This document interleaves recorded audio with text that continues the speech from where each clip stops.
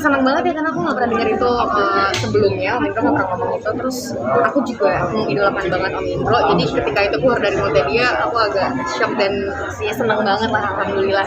Karena memang benar yang Om Indro bilang, mungkin Om Indro bisa ngomong kayak gitu karena aku lumayan dekat sama Onat. Pendekatannya tuh lebih kayak emang kita selain dari pasangan di film ini, di luar juga kita berteman baik.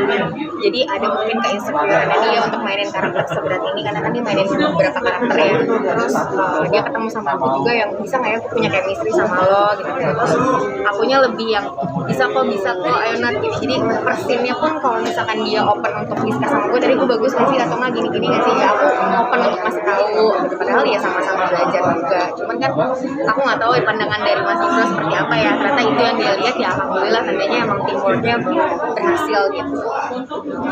KNJ sedikit dong, mungkin kan ini sudah lama banget ya di dunia entertainment gitu, dan baru banget mungkin berita yang beredar KNJ sempat dilecehkan saat casting gitu. Ceritanya gimana sih KNJ sebenarnya? Ceritanya gimana? Cari aja di Google karena udah banyak ceritanya juga. Ini tuh udah lama juga sih, jadi aku nggak pengen bahas itu, fokus ke film aja. Bahas filman aja sih. Tapi untuk menghindari hal-hal seperti itu, seperti namanya tips dari KNJ sendiri. Maksudnya tips untuk menghindari pelecehan seksual. Kan maksudnya yang kayak gitu-gitu kadang kita nggak bisa menghindari ya, dan mungkin untuk menjaga diri di lingkungan seperti ini. Gimana ya kalau aku pribadi sih mungkin menjaganya dari selalu bareng sama ada orang yang di sekitar aku, terus kita tahu konteksnya apa, kita ada di tempat itu untuk kerjaan apa lebih jelas. Kalau dulu kan belum nggak tahu ya, kayak casting aja apa segala macam gitu. Cuman aku juga udah mengikhlaskan, maksudnya kayak emang itu salah satu jadi part journey aku juga di dunia entertainment gitu sih. Apa itu jadi pengalaman berharga juga buat KNJ? Ya kalau pengalaman berharga, semuanya pengalaman berharga sih Mbak. Jadi semuanya jadi pelajaran dan tempat aku berproses juga gitu sampai sekarang. KNJ, ini kan bulan puasa, mungkin menjalani puasa nih dengan banyaknya kerjaan seperti apa? Disyukuri. Jadi setiap mengeluh capek kayak bersyukur ini adalah berkah Ramadan ya Allah gitu. Jadi momen Ramadan kan momen gimana caranya kita banyak berbagi, terus gimana kita memperbanyak ibadah juga, dan aku nganggap bekerja itu salah satu bentuk ibadah. Jadi aku menjalaninnya dengan sukacita gitu. Yang membedakan mungkin Ramadan tahun ini dan mungkin 2 tahun terakhir. Ramadan 2 tahun terakhir kan kita lebih banyak di rumah ya karena pandemi juga, banyak waktu untuk keluarga, dan aku sangat-sangat embrace itu, maksudnya benar-benar senang banget bisa banyak waktu sama keluarga 2 tahun karena biasanya kerja terus. Nah tahun ini udah kembali ke rutinitas normalnya malah ini bukan hal biasa lagi buat aku karena ada acara sahur, ada acara buka. Jadi benar-benar sahur dan buka puasa nggak bareng keluarga. Jadi buat teman-teman yang masih ngalamin bisa buka dan sahur bersama keluarga, syukur. KNJ kan bisa dibilang padat jadwal lagi puasa, menjaga kesehatan, mungkin pola makan atau vitamin atau gimana? Ada? Ya pasti lah, pokoknya pas sahur aku banyakin air putih. Buka puasa jangan kena gorengan dulu, karena minum air putih dulu, air hangat-hangat kita makan. Terus vitamin juga nggak sampai nggak ada kan, jangan lupa. Prokes juga di lokasi kerja juga tetap dijalanin. Sama istirahat sih, walaupun emang pola tidurnya kebalik, tapi at least sampai dapat 6 jam tidur itu udah cukup menurut aku. Ada rencana mudik?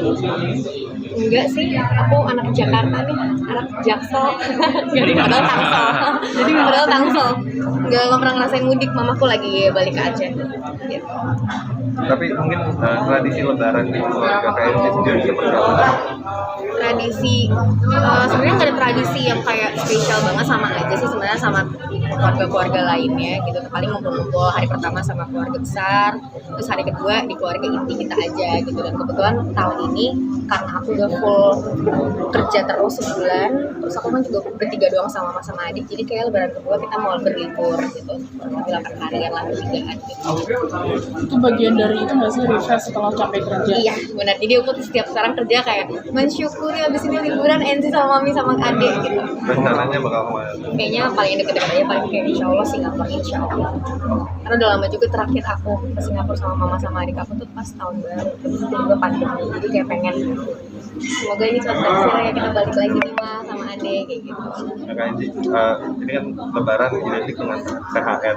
Nyiapin THR juga nggak sih buat Iya siapin, kan aku juga punya usaha juga, jadi punya karyawan juga, terus ada orang-orang yang selalu ngebantuin dan nemenin aku juga, terus pasti disiapin.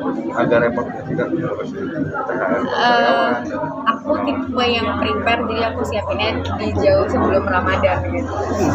Kenzi sedikit ngomongin masalah capek kerja terus liburan. Itu bagian dari reward juga nggak untuk diri sendiri? Liburan. Liburan, oh iya, liburan, nabung tuh juga bagian dari reward. Kalau misalkan aku punya goals nabung sekian gitu, habis itu tercapai tuh kayak ya udah alhamdulillah.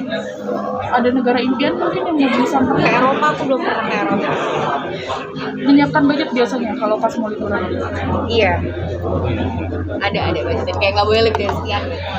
Nggak boleh belanja banyak dari sekian gitu ya pasti, karena nyari duit sendiri ya kita harus kontrol, harus bisa kontrol. Oke, udah. Kenzi, Kak aku Enzi, agak terlambat, boleh sedikit ngomongin aja. Boleh.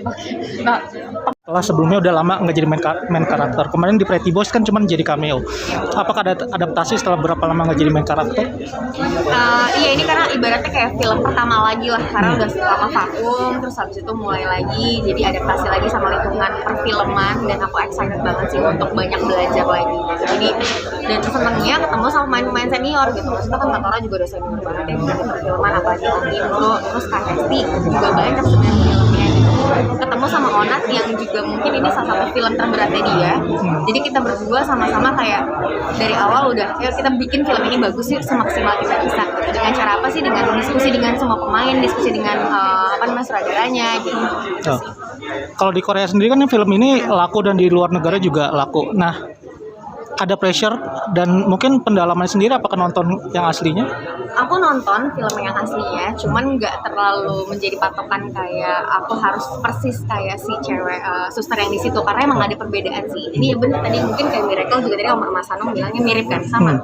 Film adaptasi ini juga mirip, tapi nggak persis sama. Jadi kita ngembangin sendiri sesuai sama karakter kita. Kita mau ngebuat karakter ini seperti apa, kayak aku namanya kan Linda, itu aku mau bikin suster Linda ini karakternya kayak gimana sih kayak gitu.